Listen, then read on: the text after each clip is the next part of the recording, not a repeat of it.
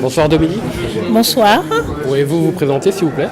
Dominique Loubao, je suis en fait ici chez vous aujourd'hui pour le festival Flax parce que je suis responsable d'une délégation de 12 personnes qui sont venues essentiellement pour participer à cet événement qui est un numéro 0, j'ai cru comprendre, organisé par Hubert Fredindong et monsieur Oscar Kumbila. Voilà. Donc vous vous occupez d'auteurs de différents horizons. Expliquez-nous un petit peu en quoi consiste votre travail au quotidien. En quelques mots, je suis d'abord juriste de formation. J'ai un double diplôme. J'ai une maîtrise au droit privé. J'ai aussi un diplôme de marketing communication et puis un master en ingénierie culturelle. C'est ce qui m'a donné envie de monter il y a 20 ans le premier salon de littérature du monde noir à Paris. Et quand je l'ai créé, il n'y avait personne qui l'avait créé. J'ai fait venir des auteurs comme ce que je disais tout à l'heure, Glissant. J'ai fait venir des auteurs comme Aimé Césaire. J'ai fait venir Toni Morrison, Leonardo Padura, Zoé Valdés. Et à côté de ça, des écrivains, Amadou Kourouma. On a cité tout à l'heure le Congolais, Alain Mabankou, qui a eu le prix Renaudot en 2006. Avant lui, c'était Amadou Kourouma.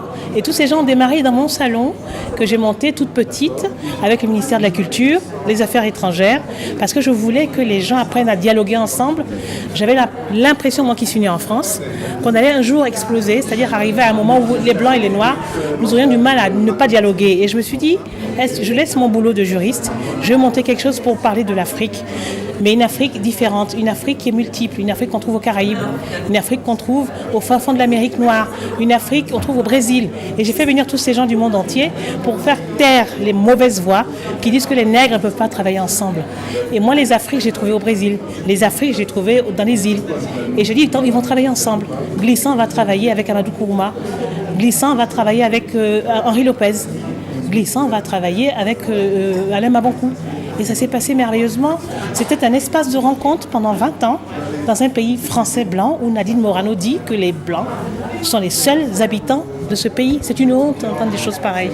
Donc en fait, il y a 94 ans, je pourrais dire comme I have a dream, j'espérais réellement qu'en 2015, on n'entendrait plus ce genre de discours. Je suis triste, déçue et malheureuse de ce que mon pays, la France que j'ai choisi, puisse encore avoir une voix politique qui sort de ce temps de bêtises, alors qu'on est capable de dire qu'on a une histoire, nous aussi. On apporte aussi à la France. On a une origine, on a des gens brillantissimes. On a une histoire. L'histoire générale de l'Afrique, à l'UNESCO, n'est pas diffusée en France. Elle est diffusée dans des pays comme le Brésil. Pourquoi elle ne sort pas de l'UNESCO? Parce que ça n'intéresse pas la France de dire que les Africains ont une histoire qui remonte au XIIe siècle. On ne descend pas des arbres. On a un passé. Allons au Bénin pour voir ce qui se passe. Allons donc à Tombouctou. Pourquoi cette méconnaissance de la culture? Donc je voulais que les jeunes Africains et les jeunes Antillais et les autres apprennent à se rencontrer à travers ce petit espace. Je ne pensais pas durer 20 ans. Je pensais que je ferais 3 numéros, que je retournerais travailler comme juriste. Ça a duré 20 ans. Alors, il y a quand même plusieurs auteurs français d'origine africaine ou antillaise qui ont émergé et qui sont devenus de véritables pointures. Mais malgré cela, certains auteurs que nous avions rencontrés nous ont confié que par rapport au succès de leurs livres, parfois, dans les médias, on plébiscite surtout entre guillemets, une littérature calebasse. Est-ce que vous êtes d'accord avec ce terme et est-ce que vous êtes d'accord avec cette analyse? Alors, je ne vais pas vous dire que je suis contre. Vous savez, la collection Continent Noir qui a été créée par Gallimard, j'ai fait partie de l'aventure. Quand le directeur, il est là, le Continent Noir est là, ça va sur la littérature calebasse. Quand il a lancé cette collection Continent Noir chez Gallimard, il est venu me chercher moi, avec la plume noire, en me demandant de travailler pour lancer cette collection. Donc j'ai lancé cette collection avec Jean-Noël Schifano. Et on m'a dit, comment tu peux soutenir une littérature calebasse, une littérature ghettoisée? Mais j'ai dit, écoutez, Gallimard est une littérature blanche. Si quelqu'un veut faire quelque chose sur la littérature du monde noir, allons-y. Pour autant, ça m'ennuie un peu que ça s'appelle Continent Noir. Pourquoi pas tout simplement écrivain francophone d'Afrique subsaharienne ou d'ailleurs. Ce mot Continent Noir dérangeait beaucoup. Les continents noirs, ça fait rêver quand même. Je veux dire, moi, sans a priori, quand j'entends Continent Noir, ça évoque un nouvel horizon, de nouvelles perspectives. Et puis continent, c'est vaste, c'est diversifié. C'est vrai. Et puis le terme noir, parce qu'on a, en France en tout cas, Quand j'écoute certains militants afrodescendants, ils militent justement pour l'usage du terme noir, au contraire du terme black, qui est anglo-saxon et qui est, on va dire, politiquement correct. Alors continent noir, ça a une certaine noblesse, en tout cas dans mon oreille. Alors pourquoi ça vous dérange? C'est pas moi que ça dérange, c'est les auteurs que ça dérange. Demandez à Mabankou pourquoi continent noir ne lui convenait pas. Demandez à plein d'auteurs qui ont dit je veux aller dans la blanche. Pas parce qu'ils sont mal dans leur peau, parce qu'ils ont l'impression d'être ghettoisés. C'est pas moi je suis pas auteur. Moi je mets en valeur les auteurs. Et quand les auteurs sont mal dans une collection, il faut dire pourquoi. Maintenant ça ne retire en rien le travail. Et vous avez raison, continent noir avec un S. Donc ça veut dire que l'Océanie, les gens de l'océan Indien, l'Océanie, les écrivains qui venaient d'Afrique, et d'ailleurs, sont dans cette collection. Cette collection, en 2012, a remis le prix Renaudot à Scholastic Mukasonga, qui est d'origine rwandaise, si je ne me trompe pas. Elle a eu le prix Renaudot. Donc ça veut dire qu'en fait, cette collection a réussi quand même à s'imposer dans le paysage. Mais je vais vous dire un truc terrible. Quand la Continent a été lancée, la directrice éditoriale de l'époque avait dit « il est hors de question » que cette collection émerge. J'ai été demandé pardon, moi, pas le directeur de la collection, en disant je ne peux pas travailler pour faire vivre cette collection si vous nous mettez des bâtons dans les roues. Quel est le problème? C'était un rapport, je crois, entre le directeur de collection et elle-même, mais n'empêche que quand on téléphonait aux télévisions françaises, elle disait tant qu'elle n'a pas donné son feu vert, vous ne pouvez pas le faire. Voilà comment s'est lancée dans la douleur. Et il y a même un journaliste, François Nourricier, qui était du Figaro, qui m'a dit alors, une responsable de presse noire pour une collection noire. Et il m'a dit, une collection de PD avec un attaché de presse PD. J'ai dit, écoutez monsieur, c'est votre mot à vous. C'est juste une collection, il se trouve que je suis noire. J'aurais pu être blanche, mais je suis noire. Est-ce un hasard? Je ne le sais pas. Mais j'ai un salon littéraire qui, il y a quelques années, on est venu me chercher et s'il faut continuer ce travail, on le fera. Je vous laisse, je vous renvoie à votre ironie méchante. Lisez les bouquins et dites tout ce que vous en pensez plutôt et critiquez ensuite. Donc c'est pas moi qui rejette, c'est les auteurs et j'essaie de me mettre à la place des auteurs. Dernière question par rapport à la question du modèle républicain à la française. Souvent, on a entendu des gens qui disent que voilà, le modèle républicain, c'est tout le monde est égaux, hommes, femmes, peu importe les origines. On est aveugle aux différences, mais en même temps, ils reprochaient le fait que être aveugle aux différences, c'est aussi être aveugle aux difficultés que rencontrent les femmes, les handicapés, les homosexuels, les noirs, les arabes. Vous êtes d'accord avec cette analyse? Il y a un truc qui me tue quand on parle de ça, c'est pourquoi on nous met avec les handicapés. Souvent, j'ai des Français qui me disent « Bon teint, moi je suis contre les discriminations raciales et contre les handicapés. » Je dis « Nous ne sommes pas les handicapés, nous sommes juste noirs, nous ne sommes pas handicapés. Sortez-moi de ça. » Par contre, oui, les femmes, voilà, on est des femmes. Moi je suis une femme, hein. Quand j'ai lancé la Plume Noire, j'avais 25 ans. On m'a dit, vous n'y arriverez pas parce que je suis noire. Voilà ce qu'a dit la coopération. Et j'ai répondu, je vais vous montrer que nous aussi nègres, on peut tenir 5 ou 6 ans. J'ai tenu 20 ans et j'ai dit à cette dame, vous êtes responsable du CCF au ministère des Affaires étrangères. Vous partirez à la retraite. La relève, c'est nous. Parce que ce n'est pas à des Blancs de venir expliquer comment on parle de littérature du monde noir. C'est à nous qui sommes nés en France, ça répond à votre question. Je suis née en France. Et donc, effectivement, il y a un problème. La France est un pays qui assimile pour ensuite permettre aux gens de s'intégrer. Il y a des gens qui n'ont pas pu être intégrés parce qu'effectivement, quand ils ont eu leur diplôme, ils n'ont pas eu la possibilité de travailler. Comment voulez-vous parler d'intégration? On arrive à la radicalisation. Donc, est-ce qu'on est arrivé au bout de ce qu'on appelle l'assimilation à la française? Je me pose la question. Mais l'assimilation à la française s'est faite dans la douleur aussi. Les Bretons étaient à part, les Corses étaient à part, les Basques étaient à part. Maintenant que ça arrive, et la nouvelle génération, pourquoi on n'en veut pas? On a pris les Italiens qui ont été traités de sales macaques à l'époque quand ils sont arrivés en fuyant leur pays. Mais on a du mal à digérer l'immigration arabe, maghrébine, on a du mal à diriger l'immigration noire. Quel est le problème? Aurions-nous un cerveau différent ou est-ce que la couleur limite l'assimilation? Qu'est-ce qui est interdit? Ou le nom, mais la couleur surtout.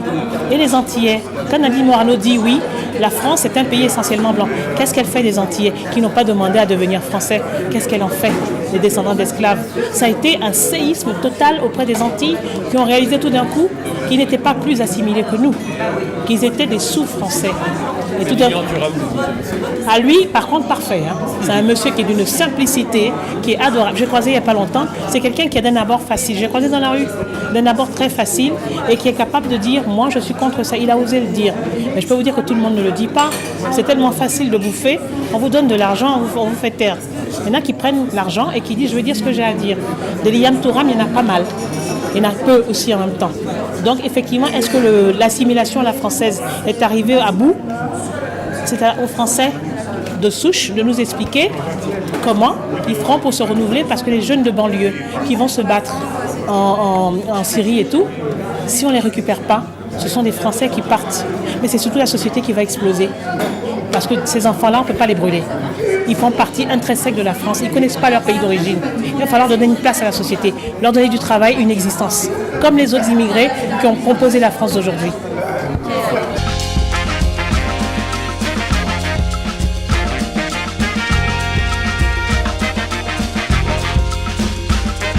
Vous avez animé la rencontre littéraire qui a réuni pas mal d'auteurs, des femmes de différents horizons. Au-delà de... Qu'est-ce qui vous a motivé à animer cette rencontre?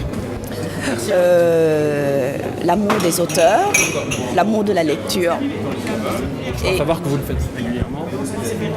C'était la première fois. J'organise en fait une série de soirées conférences à l'hôtel Métropole. Donc il y a eu la première saison où il y a un mélange en fait de personnages de tout horizon, et en fait en collaboration avec Tropisme. Et alors c'est de là la connexion justement avec les auteurs. Et la prochaine saison qui commence maintenant au mois de novembre, donc nous aurons dans la prochaine saison deux écrivains. Voilà.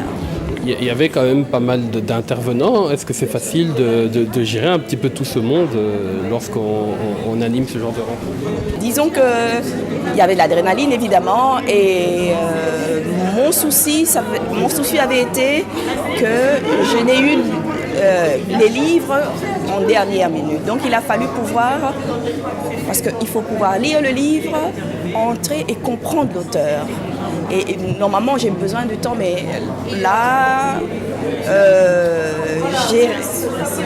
d'après les compliments des auteurs, ils m'ont dit qu'ils étaient ravis que je les avais compris à travers la lecture des livres, de leurs livres. Selon vous, quel est l'apport de la littérature dans la société actuelle en 2015? Est-ce que ça a encore un poids à l'heure d'Internet, à l'heure de l'information libre d'accès? Est-ce que vous pensez que la littérature, se plonger dans ce genre de livre, s'arrêter pour réfléchir, est-ce que ça a encore du sens aujourd'hui? Ah oui, croyez-moi. Donc, je vous donnerai justement l'exemple. Donc, l'éditeur, on lit. Donc de Madame qui a rencontré les vampires. Cette édition a commencé vous avez commencé le numérique. Et ils sont revenus à lecture en papier. Parce que ça ne peut pas remplacer. On a besoin de prendre... moi personnellement, je lis en me réveillant, je lis en m'endormant. Je ne peux pas. Et j'ai besoin de m'évader. Donc j'ai besoin de prendre... On ne peut pas être là en train de regarder des trucs. Non, on a besoin d'avoir la page, de feuilleter, qu'est-ce qu'il a voulu dire par là, revenir sur l'autre page, entrer dans l'histoire. Moi j'entends les histoires, j'adore, comme la dame, je rêve, il y a peut-être des vampires qui me prennent et je suis dedans. Donc rien à faire, on doit pouvoir entrer. Monsieur Jérôme Collin, il a raconté un peu comme si c'était, mais c'était plus profond que ça. Quand il parlait de son affection de ce monsieur Henri, c'était quelque part quelque chose d'incroyable.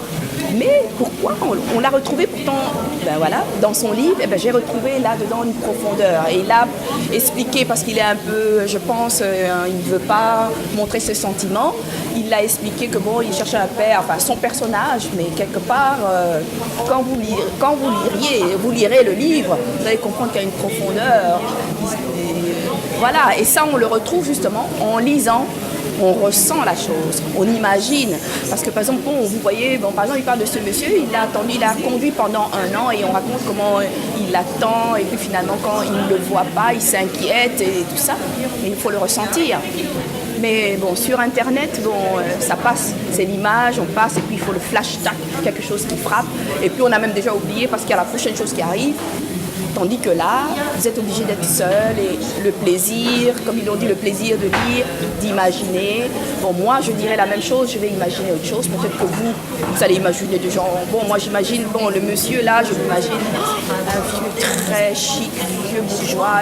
Et vous allez peut-être imaginer un rustique, mais bon, voilà, c'est tout simple. Dernière question, quels sont vos 2 derniers coups de cœur en matière de livres? En matière de livres, pour le moment, je viens de lire et terminer Les Incorrigibles, le club des incorrigibles optimistes.